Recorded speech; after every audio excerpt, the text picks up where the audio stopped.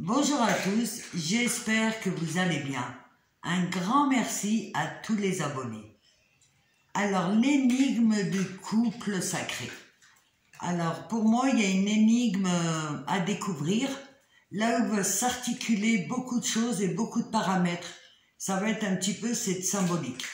Et je voulais vous expliquer le cas d'une personne dont j'ai l'accord de parler d'elle, mais j'ai pas l'accord de son autre. Alors, je vais vous dire le strict minimum à son sujet, et pour que vous puissiez comprendre un peu mieux lorsque j'explique qu'est-ce que c'est une énigme.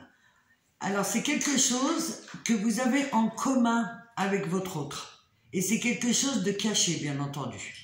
Et j'avais donc une personne dont j'accompagnais, et elle me disait que c'était vachement les bras de fer avec son autre, avec son homme, et qu'il y avait beaucoup de bras de fer entre le féminin et le masculin, qu'elle avait du mal à se positionner, elle avait du mal à être elle-même, et il y avait ce bras de fer notamment qui l'embêtait, avec toute cette charge masculine, tout ce qui a pu se passer dans son histoire à elle, ce qui lui renvoyait.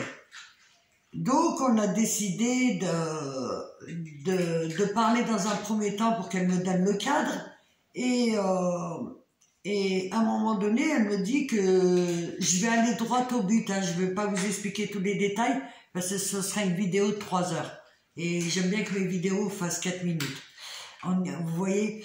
Et à un moment donné, elle me dit donc son homme avait eu un enfant lorsqu'il était très jeune, je crois 17 ans.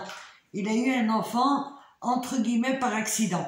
Ça veut dire qu'il y a une... c'était les vacances, il me semble, il a eu la fille, pareil, elle avait son âge, il me semble, et elle est tombée enceinte, et de là, violemment, il a coupé les ponts avec elle.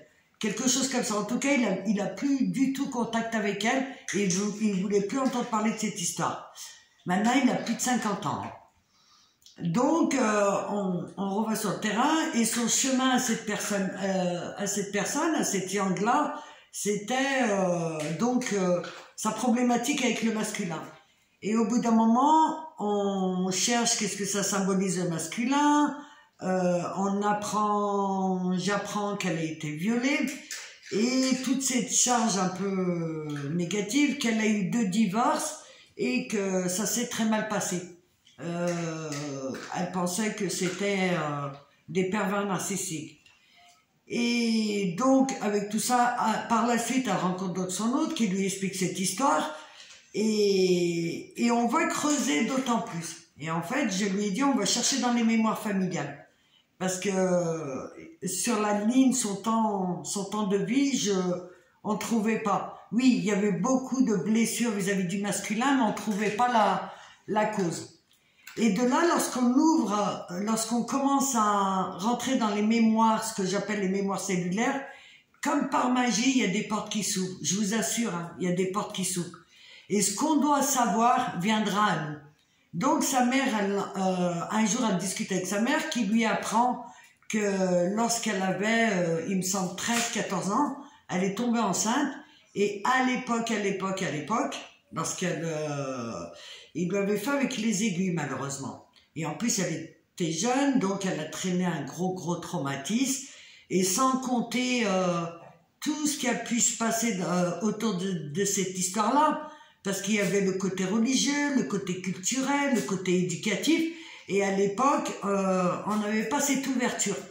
Et cette pauvre gamine, elle a vraiment, non seulement elle a été victime, mais en plus, elle a été jugée et condamnée. Et ça a été vraiment un gros trauma. Et donc, elle lui explique qu'elle avait perdu ce premier enfant et qu'elle n'a jamais eu de nouvelles de l'homme qui l'a mise enceinte. Et tout de suite, on a fait connexion avec son autre, en fait. Et ce qui se cachait dans cette histoire, tout ce bras de fer, toute cette colère envers les hommes et que probablement, par effet miroir, la colère de son autre aussi, qu'elle dû sentir un enfant dans le dos, qui a dû se sentir trahi, qui a dû sentir la justice. Je ne sais pas précisément son histoire à lui. Et toute cette dynamique, c'était en fait pour faire la paix avec l'enfant, ce qu'on appelle l'enfant illégitime de l'époque, qui était revenu à elle, et toute cette dynamique, c'était cet enfant illégitime, où on a honoré cette petite fille, où elle a pu donner le pardon à tous cette ombre où la petite fille s'est mal fait mener par des dogmes religieux, des dogmes culturels, des dogmes sociétals. Elle a pu faire la paix avec tout ça, et elle m'a dit, comme par magie, elle avait plus cette énergie-là d'en vouloir à son autre. Voilà, là elle en est là, elle comptait discuter avec lui, et voilà, c'était pour vous parler un peu de cette énigme qui a démêlé beaucoup de choses, beaucoup de paramètres, et moins de colère, plus d'apaisement, et voilà. Dans tous les cas, je vous remercie, et comme d'habitude, je vous dis à très vite.